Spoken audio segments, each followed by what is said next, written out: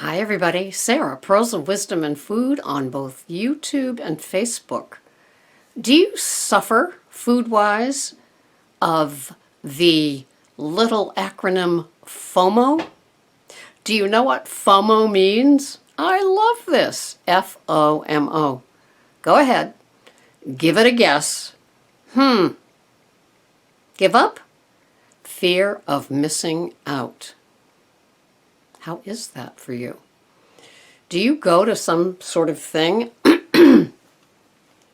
maybe a Cinco de Mayo party coming up because it is almost May 5th, or do you go to a wedding or a bridal shower or somebody's birthday, and what is presented there is your formerly known as a go-to treat, now known as poison if you're really invested in your relationship with food and you have the fear of missing out, FOMO.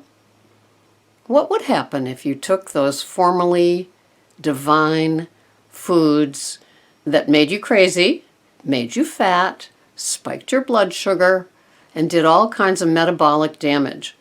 What would be the consequence of eating that certain num-num that takes just a few minutes?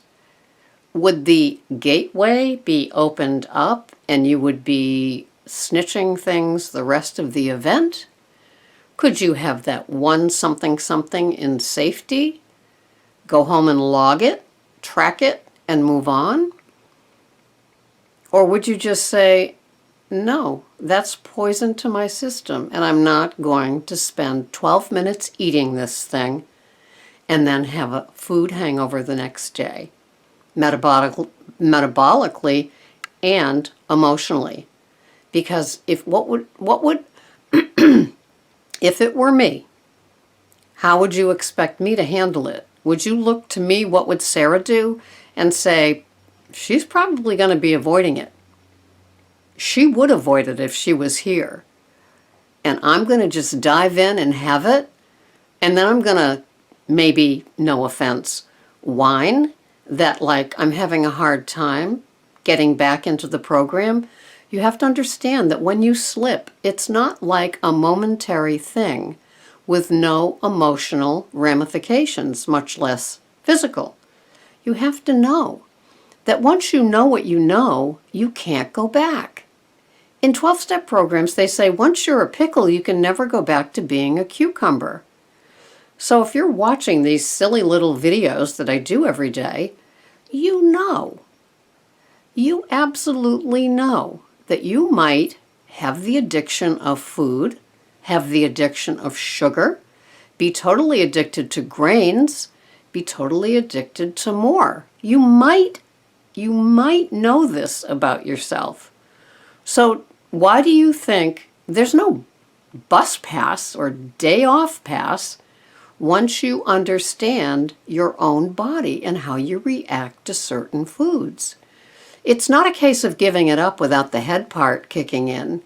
How many talks have we had where I talk about sugar is your gateway drug, because sugar is a gateway drug, right? It lights up that pleasure part of your brain. And if you're lucky, you only have that one pop of something at one of these events. If you're lucky, it's not sitting at home on your kitchen counter and you will polish it off before the day is over, or wake up in the middle of the night, or whatever it is, however your food binges play out. Fear of missing out, FOMO. You know what? Flip that, like I talked about in another video. Flip that FOMO, fear of missing out.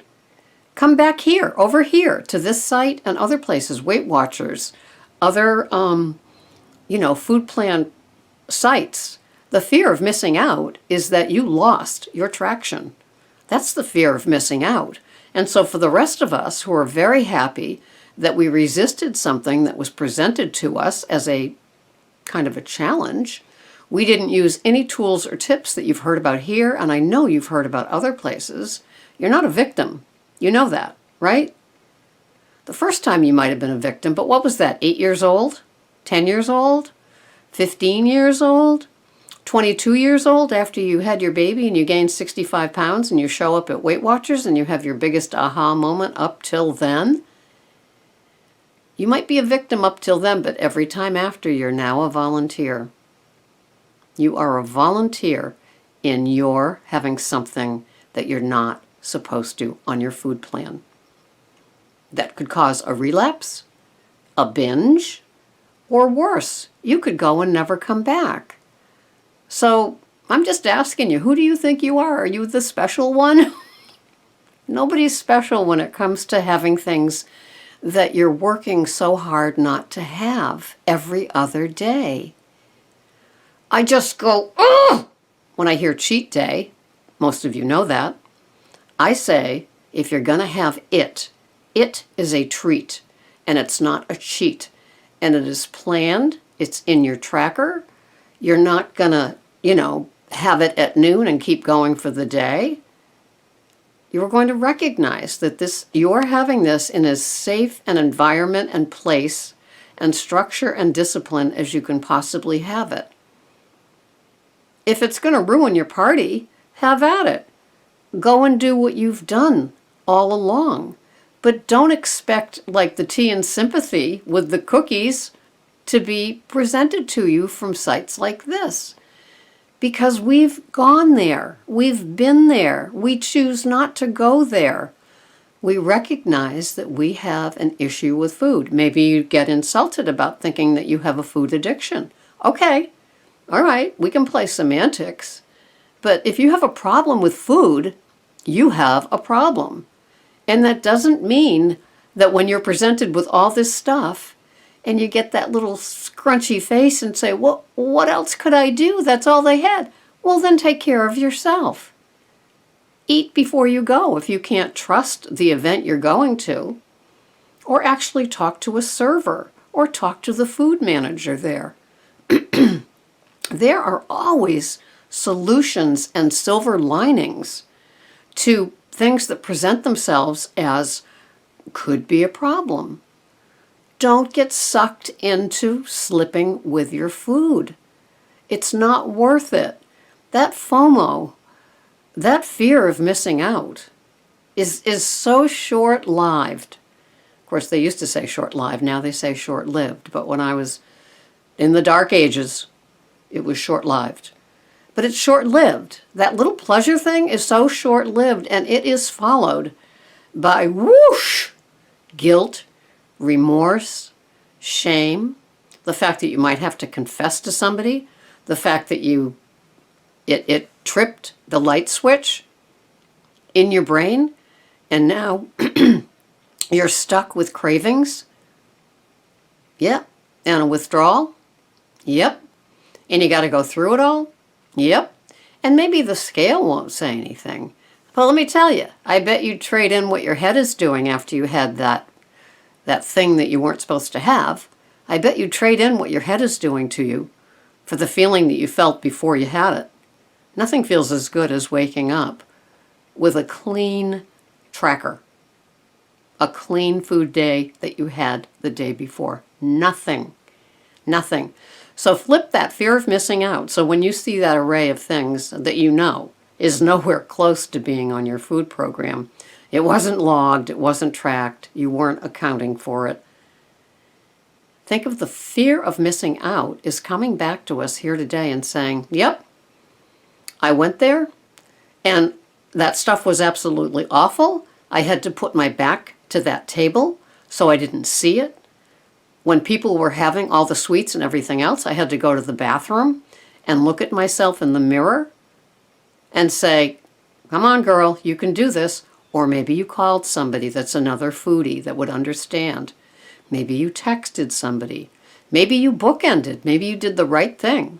And you said to another food person that would understand, I am going to this event and I'm having my salad before I go. And I am not going to have any sugar or grains when I'm there because it's not on my food program. And then when I get back, I'm going to either call you, tell you, text you, Facebook you, that it was success, a success. Okay? So that's one of the tips and tools. Taking care of yourself. So your fear of missing out will be to watch a video the next day, here or elsewhere, and go, you know what? I am still a card-carrying member of the tribe. Yep. It's big girl panties when you go to these things, and you're not special. And so for you to trip and fall and then come back here and say, you know, I'm having so much trouble. You're lighting up your brain with sugar and grains at an event.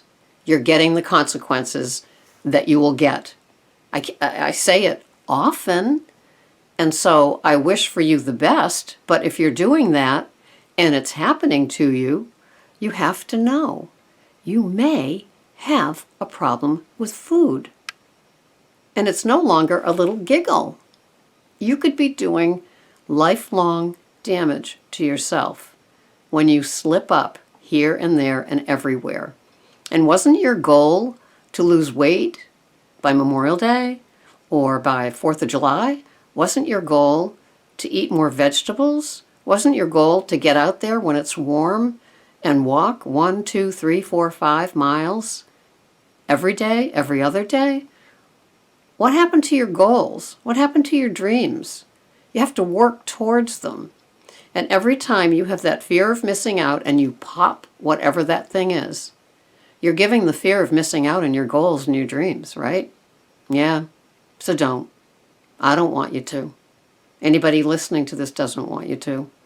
We want you to be lean, mean, trim, taut, and a reckoning and a force to be reckoned with, right? You can do it. Come on. Stay away from the buffet table. Have a wonderful day. This has been a Sarah Smackdown. Who knew? Sugar and grains. Who knew? Don't do it. Bye-bye for now.